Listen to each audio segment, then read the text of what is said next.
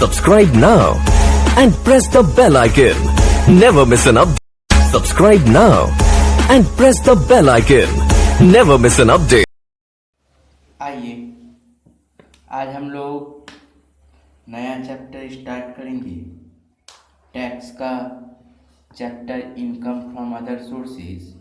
इसमें हम लोग कुछ चीज़ों को याद रखेंगे, क्या क्या होता है इनकम फ्रॉम अदर सोर्सेज, क्यों लाया गया है, किसके किसके ऊपर एप्लीकेबल होगा।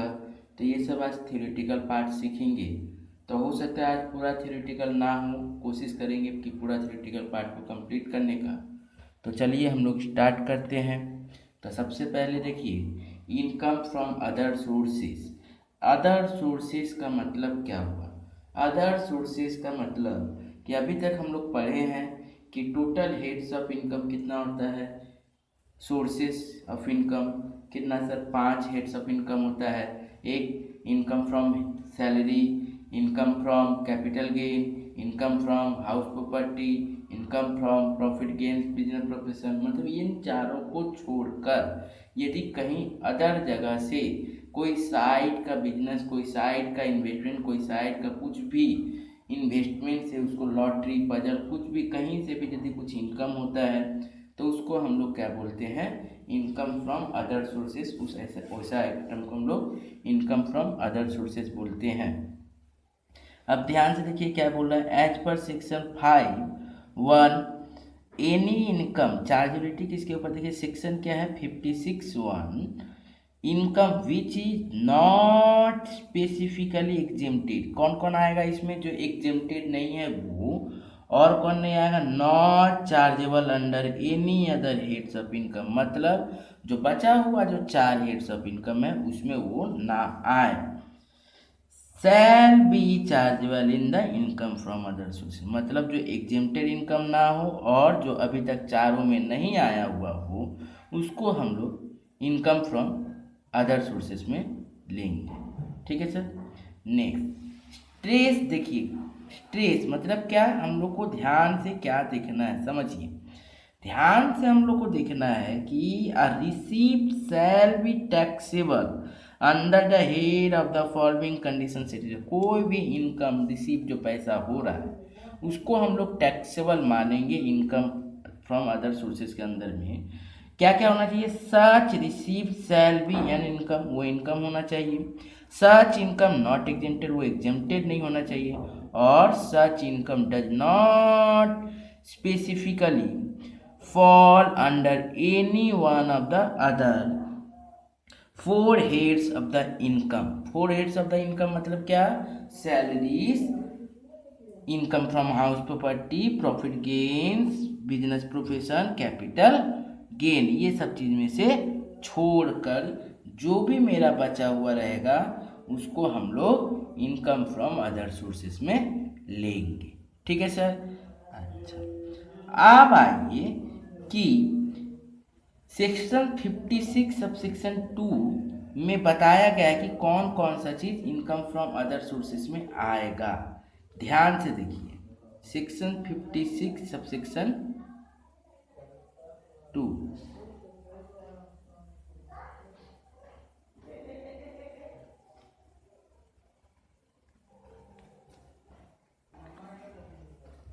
देखिए क्या बोल रहा है कि 56 सबसेक्शन 2 के अंदर में कौन कौन सा income which specifically under the this head, क्या sir, income absolutely chargeable under this head. क्या क्या सर, डिविडेंड, क्या डिविडेंड, ठीक है। डिविडेंड याद रखिएगा इंडियन कंपनी का नहीं, क्योंकि इंडियन कंपनी का डिविडेंड क्या है, एग्जेम्प्टेड है। इंडियन कंपनी को छोड़ के जितना फॉरेन कंपनी होगा उसका हम लोग एग्जेम्प्टेड होगा, उसका हम लोग इनकम आएगा इसके अंदर में। इसके बारे में हम लोग आगे पढ़ेंगे कि कौन कौन सा डिविडेंड आएगा। Next winning from lotteries, crossword puzzle, rice, races including horse races, card game, ये सब जगह से कहीं से भी गैम्बलिंग, ठीक है, बेटिंग लगा के यदि हम लोग पैसा कमा रहे हैं तो इनकम फ्रॉम अदर सोर्सेज के अंदर में लेंगे। Next gift in certain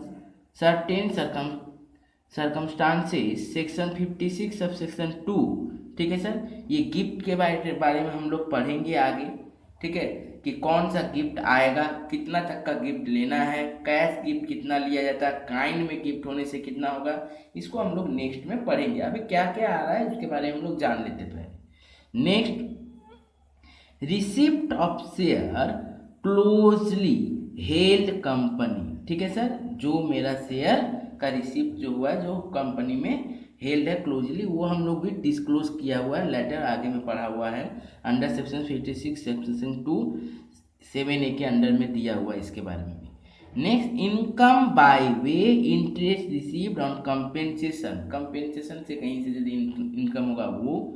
next, sum of the money received as an advance otherwise the negotiation, ठीक है ना, यदि मान लीजिए सच सम फॉरफिट कराए हैं कैपिटल एसेट से, वहाँ से यदि कोई नेगोशिएशन हुआ है not result to the transfer capital assets, उसके कोई एसेट का बिना ट्रांसफर किए यदि उसका पैसा रिसीव हो रहा है तो वो सब चीज़ का काम हम लोग यहाँ पे करेंगे।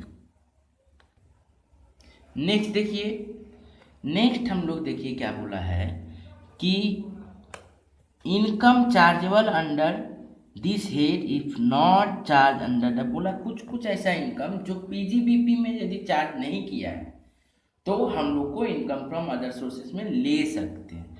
कौन कौन सा इनकम है sir? Any sum received as he's from his employ as contribution to the provident fund, यहाँ से प्रोविडेंट फंड का हिस्सा यदि एम्प्लॉय से रिसीव्ड हो रहा है, ठीक है, तो वो वाला चीज़ यदि वो पीजीबीपी के अंदर में नहीं लिखा है तो। Interest on securities, income from the letting of the machinery plant और फर्नीचर, अपना मशीन को यदि कहीं पे इनकम भाड़ा में दिया है वहाँ से यदि उसको इनकम हो रहा है।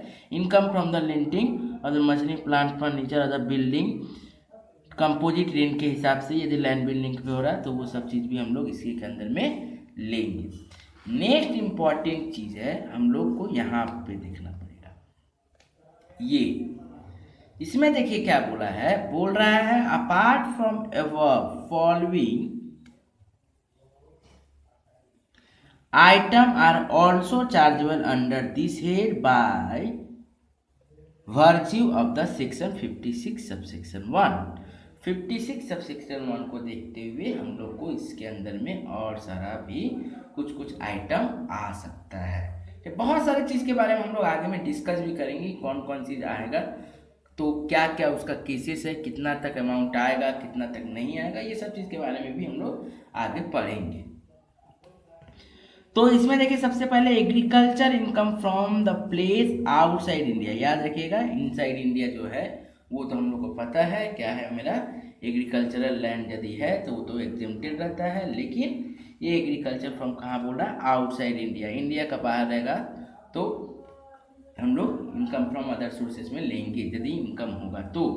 नेक्स्ट, फैमिली पेंशन रिसीव्ड, ये फैमिली पेंशन फैमिली मेंबर से यदि रिसीव्ड हो रहा है, फैमिली मेंबर का यदि फैमिली पेंशन रिसीव्ड हो रहा है तो इसके बारे में भी हम लोग का कुछ आगे हम लोग को बताया हुआ है कि कितना अमाउंट तक लिया जाता है, वन टाइम अमाउंट, उसे सब बोला हुआ है, उसको हम लोग आगे पढ़ेंगे।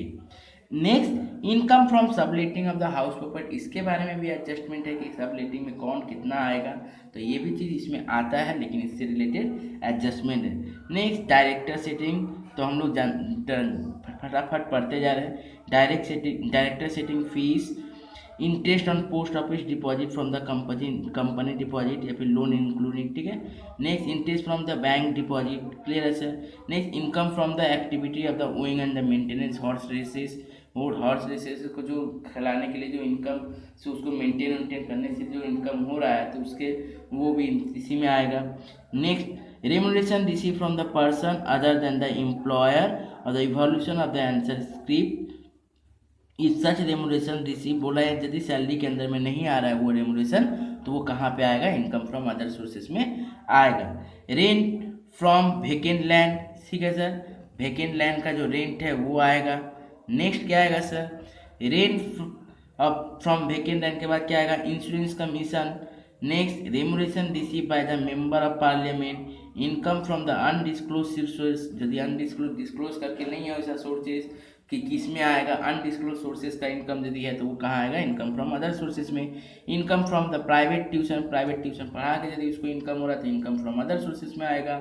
Next sir, interest on the income tax refund, ठीक है, इंटरेस्ट जो मिल रहा है इनकम टैक्स रिफंड करके वहाँ से, इसके बारे में भी हम लोग को आगे पढ़ना है, कितना इंटरेस्ट तक क्या कैसे करना है। Next, interest on the tax free security, इसके ऊपर जो टैक्स फ्री सिक्योरिटीज के ऊपर जो इंटरेस्ट देंगे, इसका भी ऊपर भी जो इनकम होगा वो भी हम लोग इनकम फ्रॉम अदर सोर्सेज के अंदर में लेंगे। आइए तो नेक्स्ट हम लोग क्या देखेंगे सर, नेक्स्ट देखिए ध्यान से, नेक्स्ट के बारे में बोला हुआ है कि dividend receive from cooperative society, ठीक है sir. Next, royalties if it is not taxable under the PGBP के अंदर में यदि नहीं है तो। Next, interest on debenture. Next, income from the market, fishery right यहाँ से। नेक्स्ट, स्टाइपेंड यदि मिल रहा है ट्रेनी को। नेक्स्ट, डायरेक्टर, तो ये सब बहुत सारा चीज़ें हम लोग का डायरेक्टर फीस भी है, तो ये सब हम लोग को क्या होगा, इनकम फ्रॉम अदर सोर्सेस में आएगा। नेक्स्ट, मैंने बोला था कि कुछ चीज़ के ऊपर में डिटेल्स हम लोग को जानना पड़ेगा कि जो आ रहा है उसके बारे में। तो उसके बारे में सबसे पहले हम लोग को जानना पड़ेगा डिविडेंड के बारे में। किसके बारे में सर, डिविडेंड के बारे में। डिविडेंड सेक्शन 2 सबसेक्शन 22 में देखिए, कोई भी डिविडेंड जो मिल रहा है स्पेसिफाइड कंपनी से शेयर होल्डर को, उसको हम लोग क्या करेंगे, इनकम फ्रॉम अदर सोर्सेज में लेंगे, लेकिन ट्रीटमेंट अलग अलग है। उसका ट्रीटमेंट देखिए, केस दे दिया गया है। अब केस को ध्यान से देखिए, dividend from domestic company where the aggregate dividend exceeds, यदि डोमेस्टिक, देखिए डोमेस्टिक के बारे में बोल रहा है, ठीक है, domestic company exceeds 10 lakh in the total income resident specified SSC, यदि स्पेसिफाइड एसएससी, अब स्पेसिफाइड एसएससी का मतलब क्या होता है, बोल रहा है कि यदि 10 लाख से ज़्यादा टोटल इनकम हो जाता है, ठीक है ना, वेयर एग्रीगेट डिविडेंड एक्सीड, माने टोटल इनकम से 10 lakh in the total income, यदि उसका टोटल इनकम का 10 लाख एक्सेस हो रहा है डिविडेंड, तो क्या होगा सर, यदि वो डोमेस्टिक कंपनी है और यदि fund institution trust of India है या फिर trust institution of the 12 subsection A के अंदर में यदि है, तो उसको कितना परसेंट चार्जेबल होगा सर, उसका चार्जेबल होगा taxable in the hands recipient, जिसको मिला है 10%, ठीक है सर, कितना परसेंट, 10%। सेक्शन क्या है सर, 115 BBDA, क्लियर है। Next, in other cases, other जो भी केसेस है वहां पे क्या है, एग्जेम्प्टेड है अंडर सेक्शन 10 सेक्शन 34, क्लियर है, याद रखिएगा ये चीज, ठीक है। नेक्स्ट आइए, और एक चीज हम लोग को याद रखना पड़ेगा यहाँ पर, क्या सर,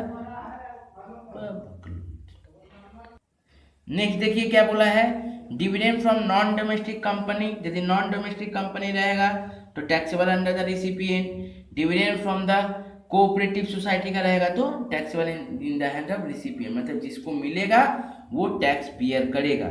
नेक्स्ट आइए हम लोग विनिंग फ्रॉम लॉटरीज के बारे में समझेंगे। देखिए, लॉटरी, विनिंग फ्रॉम लॉटरी में हम लोग को देखना ये है कि जो भी अमाउंट रहे, लॉटरी, क्रॉसवर्ड पजल, जहां से भी मिले, हम लोग को ग्रॉस अमाउंट लेना है। कितना लेना सर, ग्रॉस अमाउंट। हम लोग कितना लेंगे, ग्रॉस अमाउंट लेंगे, नेट अमाउंट नहीं लेंगे। कितना लेंगे सर, ग्रॉस अमाउंट लेंगे। याद रखिएगा टैक्सेबल कितना है, लॉटरी पजल्स में 30% काट के हम लोग को मिलता है नेट अमाउंट। तो यदि क्वेश्चन में नेट अमाउंट दिया रहे तो उसको हम लोग को कन्वर्ट कर लेना पड़ेगा किसमें सर, ग्रॉस अमाउंट में। इसको हम लोग आगे डिटेल में समझेंगे, ठीक है सर। नेक्स्ट आइए हम लोग अब जाएंगे, नेक्स्ट देखिए बोल रहे थे क्या, फैमिली पेंशन के बारे में। तो मैंने बताया फैमिली पेंशन सब समय देखिएगा कैलकुलेशन क्या होता है उसका। फैमिली पेंशन से कैलकुलेशन होगा कि याद रखिएगा minimum of the following, minimum of the following 1/3 of the pension, जो पेंशन रिसीव्ड होगा उसका 1/3, ठीक है, और 15,000, ठीक है सर। इसको हम लोग को क्या करेंगे, स्टैंडर्ड डिडक्शन है। स्टैंडर्ड डिडक्शन मतलब क्या होता है सर, कि हम लोग क्या करेंगे, अमाउंट लेंगे, अमाउंट जो रिसीव हुआ उसमें से ये डिडक्शन माने माइनस होगा। क्या होगा, माइनस होगा। कितना माइनस होगा, मिनिमम ऑफ द फॉलोइंग, मतलब 1/3 ऑफ द पेंशन रिसीव और 15,000। देखिए थोड़ा सा वर्किंग देख लीजिए। देखिए एग्जाम्पल, जैसे क्या बोला है, mister एसेन receive 2,000 per month from the employer of her deceased husband, find her gross total income। कितना, 2,000 पर मंथ उसको मिला, मतलब हमको मिला कितना सर, 2,000 इंटू 12, 24,000 रुपया। नियम क्या बोलता है, स्टैंडर्ड डिडक्शन उसको मिलेगा 1/3, तो 24,000 का 1/3 कितना, 8,000 और 15,000, इन दोनों में कम कितना है सर, मैक्सिमम लिमिट 15,000, कम कितना 8,000, तो 8,000 बाहर गया, 24 में से 8 गया कितना, 16,000। मतलब इनकम फ्रॉम अदर सोर्सेज में हम लोग मेडिकल जो इंश्योरेंस प्रीमियम रिसीव्ड हुआ है उतना किस टैक्स, फैमिली पेंशन, कितना फैमिली पेंशन हम लोग मानेंगे, 16,000 रुपया। नेक्स्ट आइए गिफ्ट। गिफ्ट याद रखिएगा, यदि कोई भी गिफ्ट सम में रहे माने वैल्यू में रहे और उसको यदि चेक मिले during the previous year, cheque, draft, cash जिसमें भी मिले, तो याद रखिएगा मैक्सिमम कितना हम लोग का 50,000 तक उसका क्या है, हम लोग एग्जेम्प्टेड रखेंगे, एक्सीड्स रखेंगे। कितना तक सर, कंसिडरेशन कितना रखेंगे, सेटिस्फाइड कि एग्जेम्प्टेड एक्सटेंड कितना है सर, 50,000 तक हम लोग इसको रखेंगे।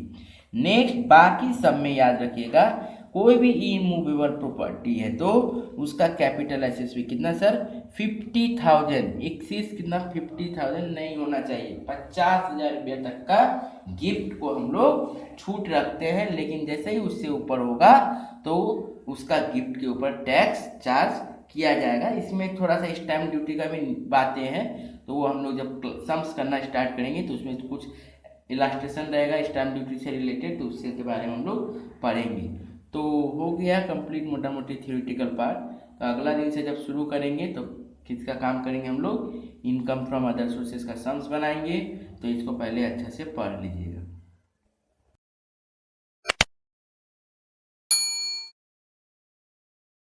Subscribe now and press the bell icon. Never miss an update. Subscribe now and press the bell icon. Never miss an update.